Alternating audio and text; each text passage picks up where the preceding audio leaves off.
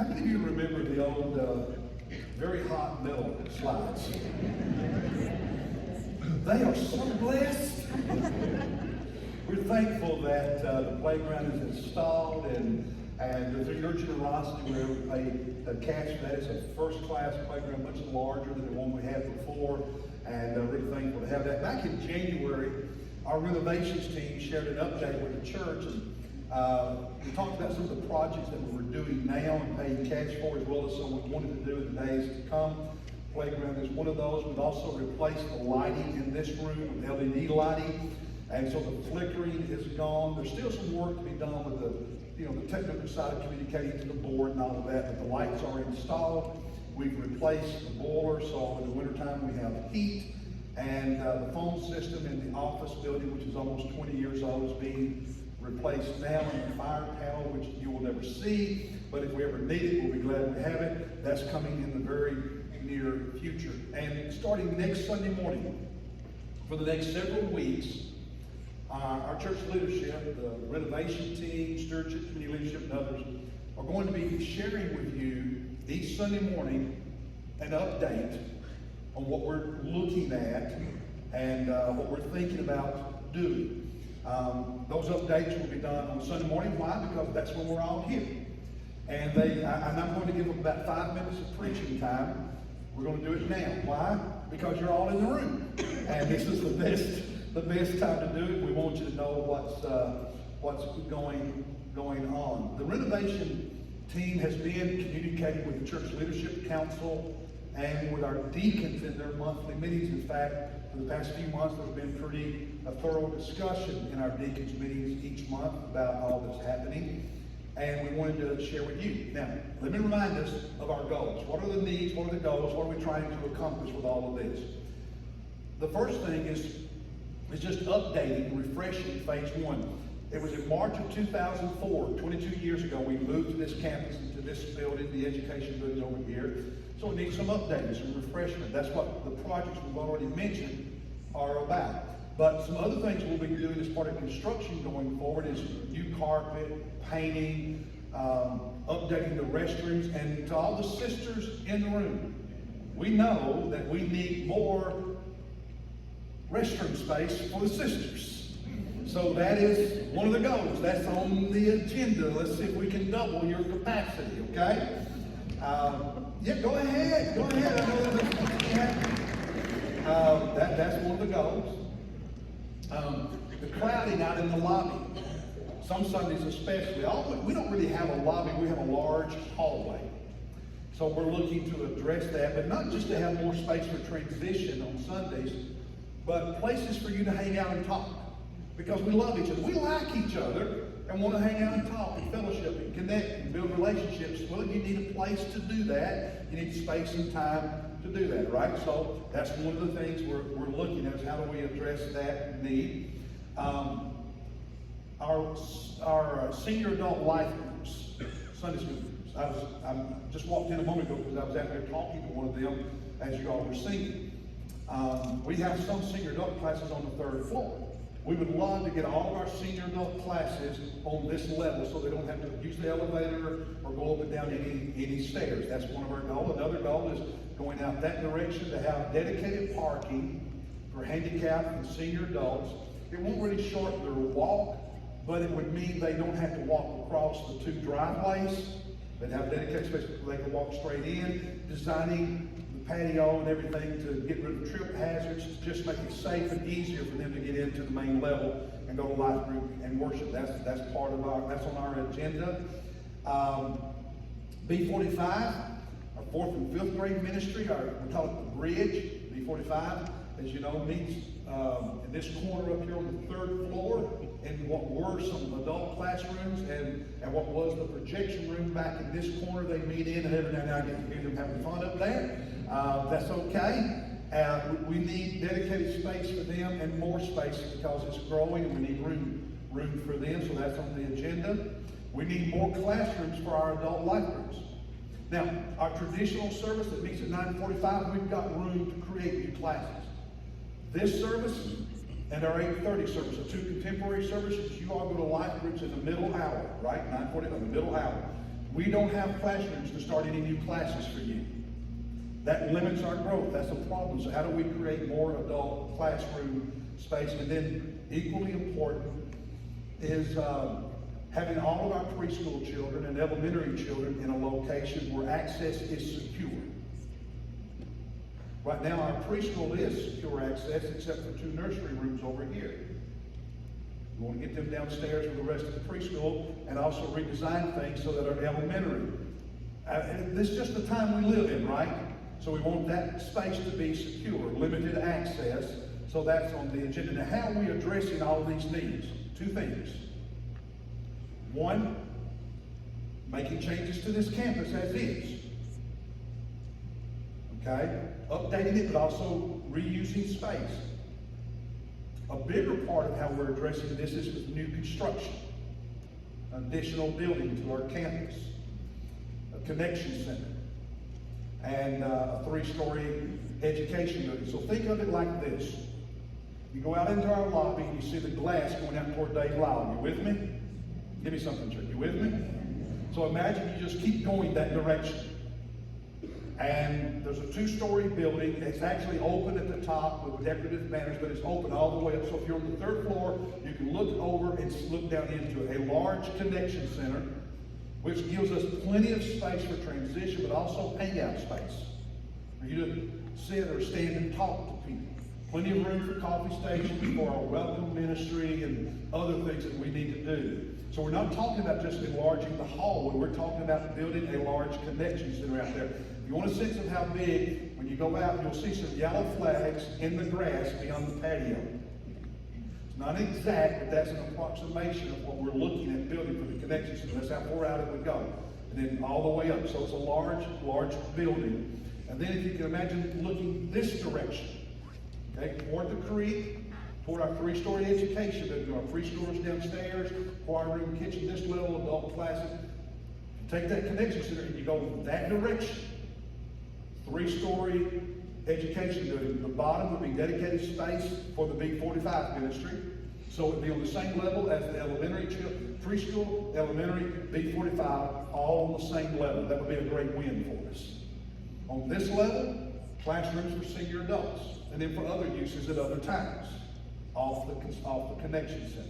On the 3rd level, there's a hallway going, and just additional adult classes. So that's just kind of an overview of what we're looking at. We have been working, we've already selected the architect, we've already selected the contractor, we've been working with them together. How do we do this well? How do we do it, not cut corners, but, you know, cost effective, but get what we need. Now, hear me.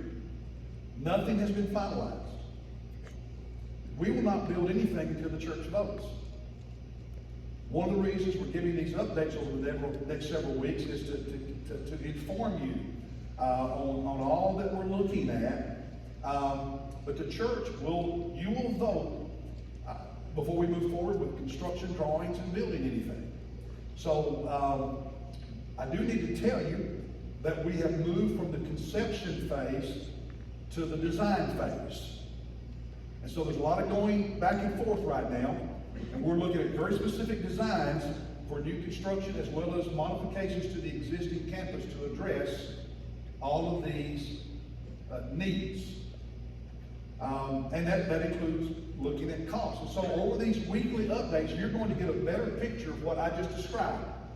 Next week, you're going to see on the screen renderings of the footprint so you can get a sense of where everything is. We're going to share with you what we're looking at financially and how we might pay for this. Now, our goal is in a couple of months to be ready for the church to vote on moving forward. That's the goal. So you need to be on the lookout for sometime in May to have a business meeting. Now it may be June, we don't know, but our hope is to be able to do this in May. To have a Sunday night business meeting when some information will be presented and will be discussed. We would not vote that Sunday night. The vote on moving forward would be the following Sunday morning by secret ballot. That's how we do things here. Because when everybody has a chance to share their opinion in a business meeting, but then to fold a secret ballot. So that's the goal. The goal is also, and we're being aggressive, and the contractor and the architect know this, that are working with us. We're being aggressive. Our goal is to break ground this fall. If the church approves moving forward with the project, we would break ground this fall with a 12 to 14 month build period. So these weekly updates, like I'm doing now, it won't be me in the weeks to come. It'll be other leaders of these teams and stuff. If you miss a Sunday, you will not miss the update. All you got to do is go to our website or YouTube channel and watch one of the live streams, and it'll jump ahead to the sermon. It'll always be at the start of the sermon. We'll also have a designated place on our website that you can go to and find it just by itself and listen to the update each week so you can be as informed as possible. Now, since we shared an update, Mike Geddes did a great job back in January. Many of you have been praying. I ask you to continue praying. I just told the senior adult class one of the things I wanted them to pray for is a good dirt. That up front, we'll be doing the borings in a couple of weeks. Pray for good dirt, because good dirt that's good for us financially. Bad dirt, not good for us financially. So pray for good dirt, okay? Really important. Practical. Money involved. Pray for good dirt. What did I say pray for? If it's bad dirt, pray for God to do a miracle and change it right now. But also keep praying and give. You can be giving to the building fund now. We have money. We've paid cash this month. We have money set aside to help with this, but none of us pay for it. But the more we give before we finalize all this, then the less we'll ever have to think about borrowing. We're going to have to borrow some, but the more we can give now, the less we'll borrow then. So when you can give to the building fund right now. I encourage you to start doing that. Melissa and I are giving every month. We've been doing that. There are many in this church who've been giving for a long time. You can start, if you're not, to give to the building fund. Weekly, monthly, however you choose to do that. So pray and give. All right. Does this all make sense? Yeah. All right. So next week you'll hear from Mike Geddes and maybe Mike Bacon and some others, and I'll preach. So you ready for the sermon? Yeah. John chapter 4. John chapter 4. See if I can get you out of here in the next 25 minutes. Are y'all optimistic? Yeah, come on. John chapter 4. You'll remember that this year our theme is loving people the way God wants us to love them, the way He defines it. And we just spent several weeks talking about how to love our family well. Starting today and through up to Easter, we want to talk about how to love the lost. How to love people who don't know Jesus. How to love people that if they died today, they would go to hell, not heaven. And all of us have people we care about who are in that situation. So how do you love them well? John chapter 4, Jesus models for us doing this. In this story, He's traveling with His disciples from Judea in the south to Galilee in the north. And to get there, they have to pass through the region known as Samaria. He's tired, stops, sits down by a well to rest while His disciples go into a small Samaritan village to buy food. As he sits there, a Samaritan woman comes to draw water, and he starts talking to her, which really surprises her because, one, she's a woman and he's a man, and it was unusual for men to talk to women that weren't their wives out in public like that in their culture. But secondly, she's a Samaritan and he's a Jew, and Jews did not like Samaritans. In fact, Jews were bigoted towards Samaritans. Look down on them. So here's this Jewish man talking to her, a Samaritan woman, and that really, it just surprises her. Their conversation becomes personal, and we learn that she's been married 5 times previously and currently is living with a man that she's not married to. She's living in sin. Jesus explains to her He's the Messiah, the one that everybody's been looking for, coming to save them. She believes. She's transformed. She's so excited about this Jesus, she runs into the village and begins telling everybody, including men, about Jesus, so they come out to the well to meet Him. Meanwhile, His disciples return from buying food in the village as Jesus is finishing this conversation with the Samaritan woman, and they are shocked that He's talking to her. in response to their shock, Jesus says something. What he says in John 4, starting at verse 35, is this. Do you not say there are yet 4 months, and then comes the harvest? He said, y'all are used to saying, it's 3 months, 4 months, 5 months before the harvest is ready to collect. He continues, behold, I say to you, lift up your eyes and look. Look on the fields, that they are white for harvest. Already, right now, already he who reaps is receiving wages or a paycheck and is gathering fruit for life eternal, so that he who sows and he who reaps may rejoice together. You in this case, for in this case the saying is true. One sows and another reaps. Jesus uses the grain or wheat harvest farming analogy, if you will, as a metaphor for seeing a lot of people come to faith in Jesus, a lot of people be saved and born again at one time.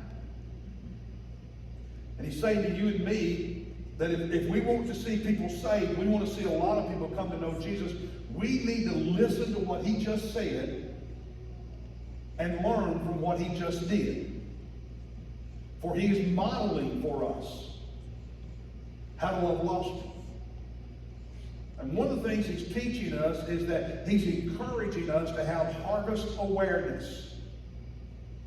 Jesus said, lift up your eyes and look. Look at those fields. Why did Jesus say, lift up your eyes? Because many of us have harvest blindness.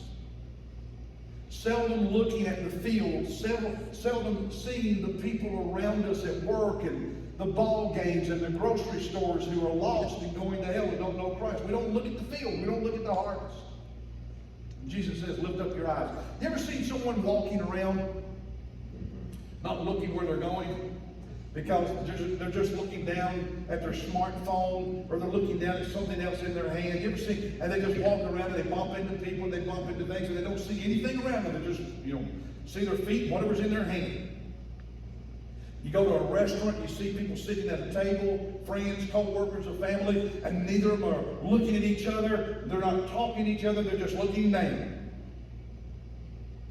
wanting to lift up their eyes to see who they're eating with, to engage in conversation, who they're eating with. It's easy for us to go through life like that. To go through life just looking down at what occupies us, what consumes us, and not seeing the opportunities that God is putting all around us. I had 2 experiences this week, one positive, one negative. I was at Food Line and saw a woman I'd not seen in years. We started talking. Conversation moved to spiritual things, and I invited her to church. I was at Home Depot later that week, met a total stranger. We spent 5 minutes talking about basketball. Never said anything about Jesus, never said anything about church. I didn't even think about the harvest until I walked away and it was too late. One of those moments I saw the harvest and the other I did not. You see, lifting up our eyes to see the harvest is a choice. It's an intentional act.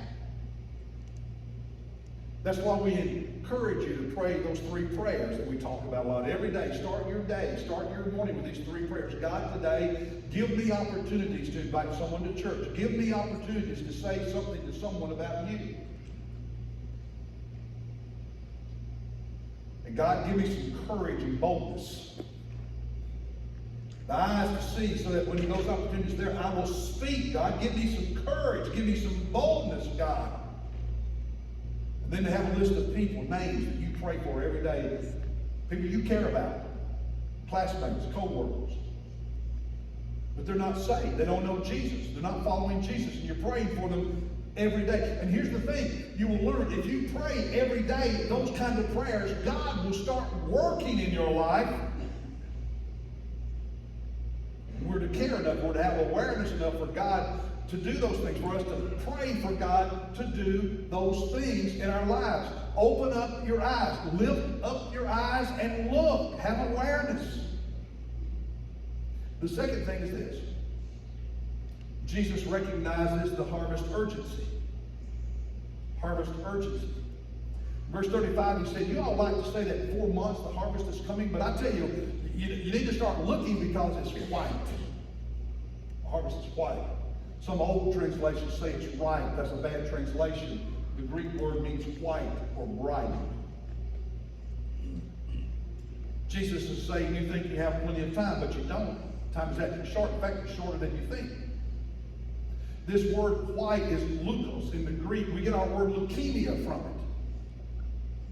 Cancerous disease that starts in the bone marrow where bad white blood cells drive out or push out the good blood cells. What color is wheat? When it's growing, before it ripens, it's green. When it's ripe, it's a golden brown. When does wheat become white? When it's getting close to rotting. When it's on the verge of being over-ripened, or it's been waterlogged because of a lot of rain, and if you don't get it in quickly, it's not going to be any good. The point Jesus is making is you think you've got 3 months, 4 months, 3 years, 5 years. But if you get out in the field and start looking, you'll find there's some that's already been ripe, but because you've not been working in the field, it's almost to the point of being beyond ripe.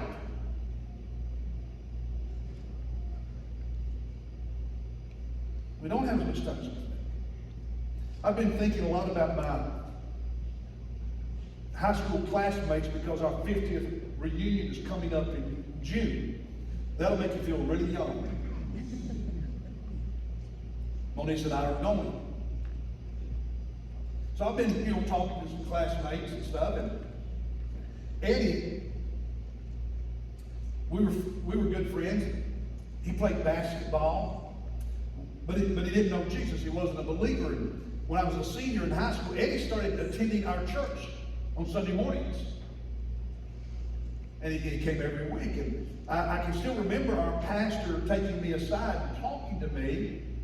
And this is not verbatim, because I don't remember his exact words, but the gist of what he was telling me was, Steve, you need to take Eddie and you need to share the gospel with him and tell him how to be saved, because he the Holy Spirit's working in his life. He's coming to church, meaning he's interested, he's ready, but that won't last forever.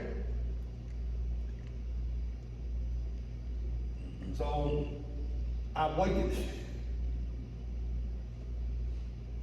Didn't talk to him. After several weeks, Eddie stopped attending church. We graduated, lost contact, lost touch. You know how all you high schoolers say, oh, we're going to be in touch forever? No, you won't.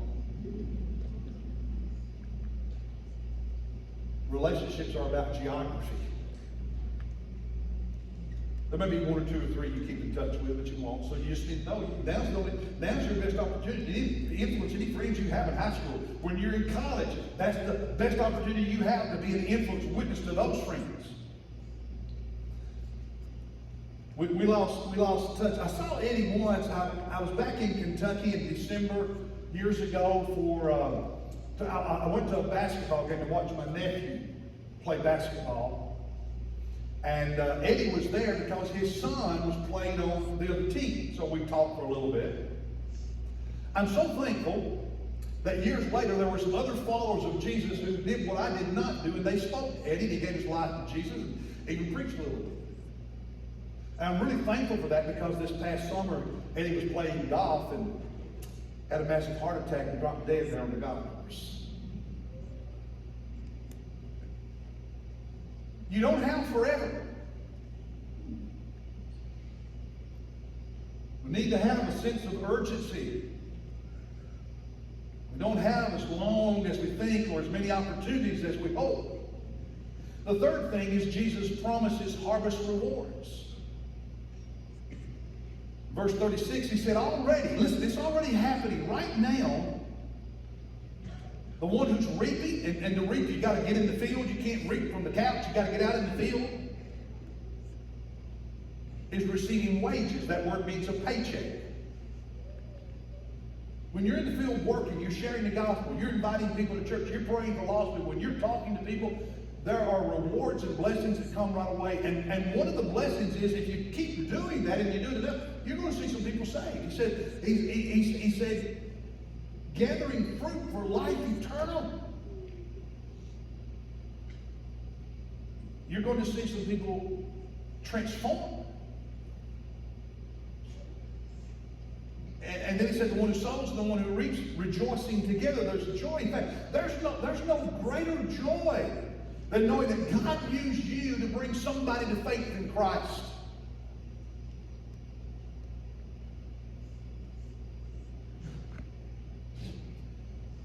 You're not the only one he used, but you're one of the ones he used. It's a great joy. And that leads me to the fourth thing. Jesus explains the harvest work. In verse 37, he said, this saying is true. One sows and another reaps. That's how farming works. You have to plant before you can harvest. If you don't plant, there will be no harvest. If you don't sow seeds, there's nothing to reap. And if we're out in the field working, there are going to be times I'm planting a seed, there are going to be times I'm harvesting, and I've seen both happen. But here's the thing, whether you're planting the seed or you're the one harvesting the fruit because they come to Christ in your presence, whichever it is, everybody who's involved in that is going to rejoice. And the truth is, most people who become followers of Jesus have multiple Christians who plant seeds of faith in their life.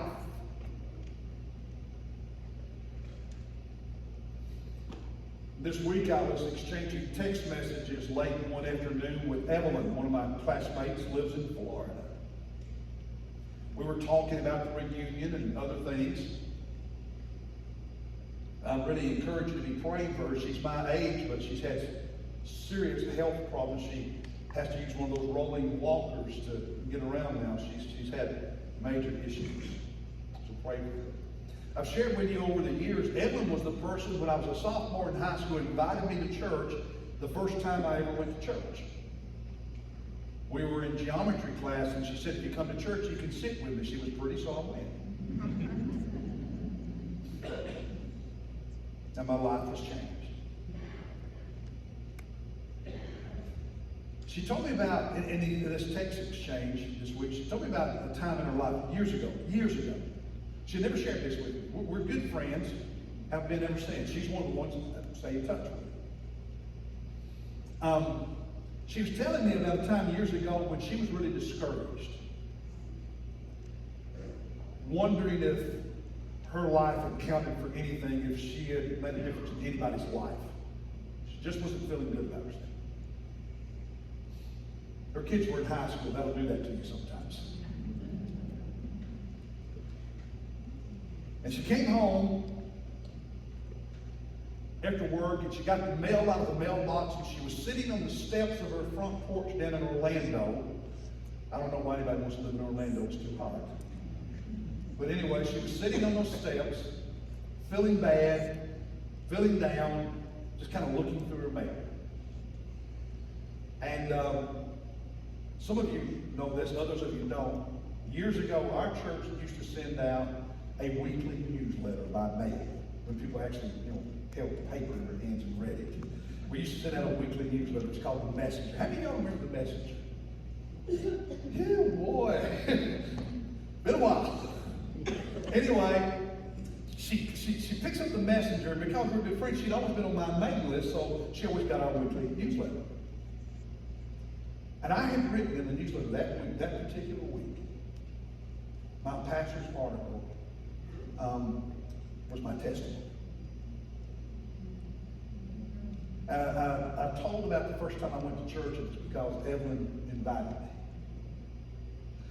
And in that article, one of the things I said was that anything God ever did in my life, anything God ever used me to accomplish, Evelyn played a part in it. And she told me this week, she sat there reading that, feeling down, and she cried like a baby.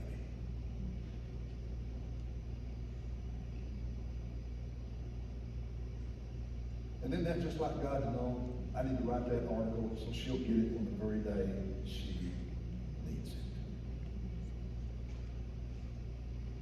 That's God. I can tell you other stories like that. God wants you to know that your life can matter. And nothing matters more than helping someone know Christ. That you can have the joy that comes from knowing that you made a difference. God used you. But you're going to have to lift up your eyes and start looking at the harvest and not just focused on me and mine and this. You got to lift up your eyes and see beyond yourself. See, Satan doesn't want you to do that. The culture doesn't want you to do that. The culture and Satan want you to get so wrapped up in me, you see no one else. And here's the thing, the more you get wrapped up in me, the more discouraged and depressed you become sometimes.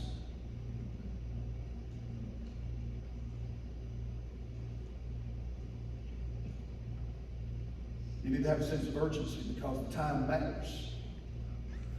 Pray those prayers for opportunities and for boldness. Do your part. Plant seeds, reap the harvest. Start talking to people. There was a famous preacher years ago, in preacher circles anyway, named Vance Havner, and he used to say, cut a Christian anywhere, he'll bleed evangelism. Listen to that again. Cut a preacher, a Christian, not a preacher, cut a Christian anywhere, and he or she will bleed evangelism. Is that true? Is that true? This week, when I was at the grocery store, it was true. When I was at Home Depot, it was not true. Is it true of you? When was the last time you bled evangelism? But it can be true of us. We can change. You can't win everyone, but you can win someone. Will you start praying those 3 prayers every morning? God, give me opportunities. God, give me courage. And God, I'm praying for these people by name. Will you pray just a simple commitment? Will you pray those 3 prayers every morning? By the way, your D groups, you need to be talking about this and talking about who you invited to church, who you had an opportunity to share Jesus with, and who you're praying for. Because if your D group's not doing that, you need to start doing it, because discipleship is not just Bible study. It is unbiblical to define discipleship as just Bible study. That's unbiblical. It's not true.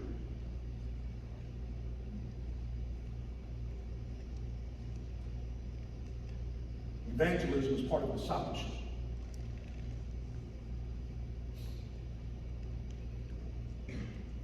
Last Sunday, many of you came to this platform and picked up Easter invite cards. Today, they are in the back of the room on either side on tables in front of those evangelism banners. Between now and Easter, will you stop back there every Sunday and pick up another invite card and invite someone to church on Easter Sunday? Brother Kevin has prepared out in the lobby an equipping center, and there are gospel tracts you can use in witnessing. They're always there. Stop there every Sunday and pick up a couple of gospel tracts or a handful and give them out to people. And by the way, if you leave a gospel tract at a restaurant as part of your tip, you better tip 25%. Do not ever leave a gospel tract for your wait person and be stingy with your tip. You are being a terrible witness when you do that. Christians should be the most generous people in this community. And by the way, if they see you praying over your meal, leave a generous tip where you give Jesus a bad name. Is that clear enough? All right. Get you some gospel tracts. I want y'all to make Kevin work this week, because you take every gospel tract in that thing and he has to replenish the whole thing this week.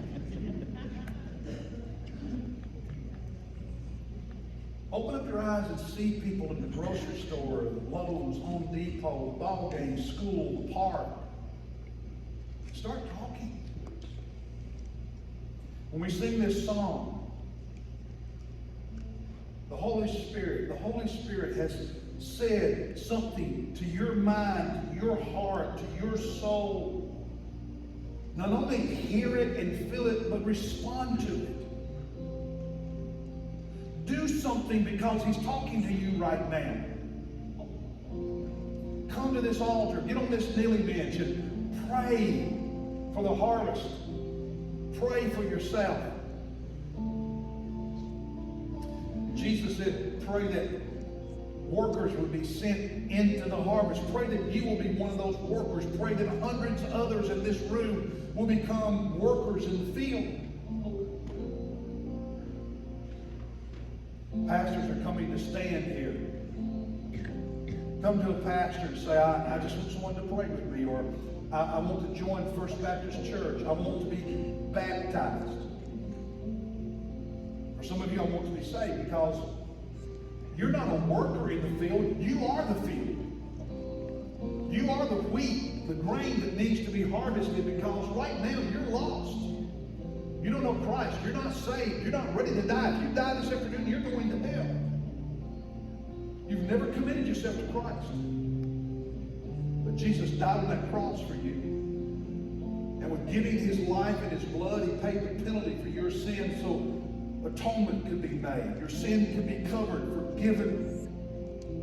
And you could be born into the family of God, becoming a new person. Come to a pastor. Come to Corey, come to Grant, come to Steve and say, today I want to be saved. I want Jesus in my life. You, right now, we're giving you an opportunity. I'm a worker in the field, and you're that right harvester. I'm trying to reap you. I'm trying to say, come to Jesus. Come to Jesus. Come to Jesus. But you've got to come to Him. And now's an opportunity, a great one, to come to a pastor and say, I want to come to Jesus, and I want to be part of the family.